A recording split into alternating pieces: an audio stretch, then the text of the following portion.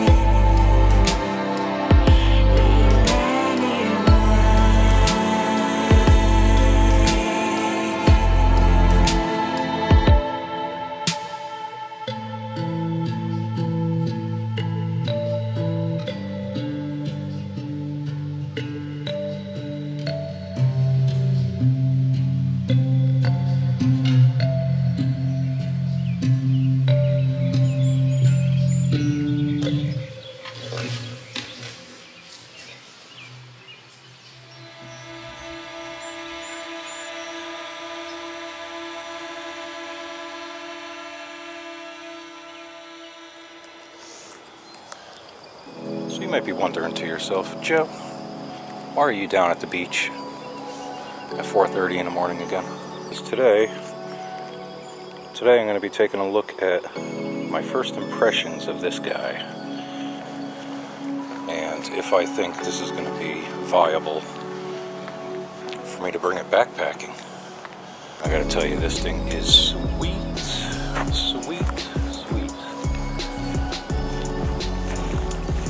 I never thought I'd buy a piece of equipment that I would love so much so fast, but this drone is definitely one of them. I mean, on paper, it is a very nice drone. The camera's a little, leaves a little to be desired, but it's not terrible.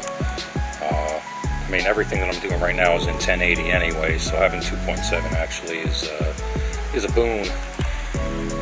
These are the sensors on the bottom.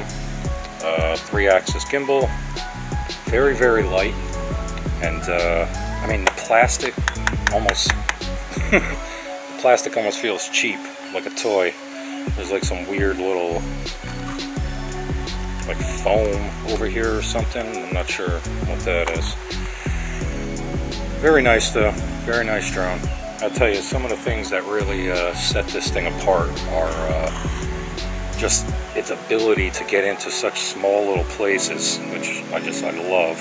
And that's the kind of flying that I've been wanting to do, is very close up, close to things. In terms of backpacking, I guess this could work out. I don't see any reason why it wouldn't work out. And there's a few concerns that I have. One being it is so small and seemingly so fragile that I'm scared I'm going to break the thing, honestly. And you know, $400 is not a terrible amount of money, but it's enough. It's enough. So I'm not really sure. What I'm gonna do yet. If if I'm going to bring it on my next trip to the Adirondacks or not. It's possible. So yeah, this is the DJI MAVIC Mini. It is 249 grams, which is 1 gram under what the FAA requires for registration, meaning you don't have to register the drone with them. Not that it costs a lot, and you know, I guess it's more a tracking issue with certain people. I guess that's the way you can look at it. I don't know. I don't honestly have a problem with it if I needed to do it. I mean, the thing is, if you add motor caps or you add lights or anything like that to the drone, you're instantly going to be over 249, and you're probably going to go right over 250 as well. So you will have to register it at that point. Yeah, that's it. I mean, so flying this thing is oh, it's a dream. It's absolutely a dream. See our little pond here. I will not take off here right now. I am right next door to an airport, so that would not be a good thing. I don't know. I want to say yes, I'm gonna, but I also know how rough I can be sometimes with my gear. Do I really want to take the chance of busting this? Because, I mean, this thing literally feels like it's floating on a piece of string. There's a trade-off to having equipment like this.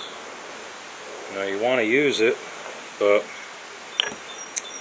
you also got to think about the ramifications of crashing it or worse, it sinking into the lake, you know. Yeah, I don't know. I'm going to need to think about it. Like I said, I'm going to the Adirondacks, hopefully in a few weeks. So, I'm thinking possibly I'm going to bring it, and we'll see how it goes.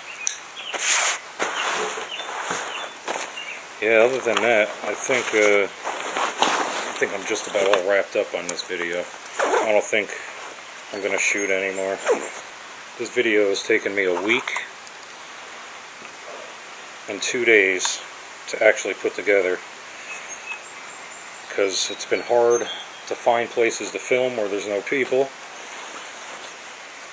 I've been dodging storms left and right every day, and it is just bloody hot. It's bloody hot.